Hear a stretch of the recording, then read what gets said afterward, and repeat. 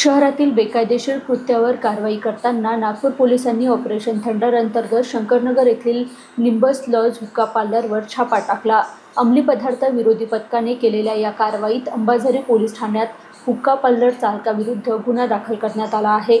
विशेष म्हणजे या छाप्यादरम्यान उच्चभ्रू कुटुंबातील मुलींनाही लॉजमध्ये धूम्रपान करताना पोलिसांनी पकडले।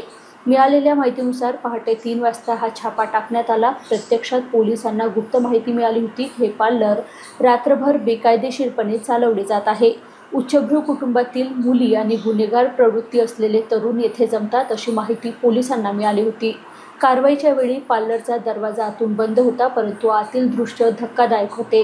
संपूर्ण हुक्का पार्लर ग्राहकांनी भरलेलं होतं आणि त्यांना वेगवेगळ्या चवीचे तंबाखू असलेले हुक्का दिले जात होते। छाप्याची बातमी मिळताच येथे चेंगराचेंगरीसारखी परिस्थिती निर्माण झाली। पोलिसांनी घटनास्थळी उपस्थित असलेल्या ग्राहकांना कडक इशारा दिला तर संचालक समीर शेखवर कायदेशीर कारवाई करण्यात आली आहे।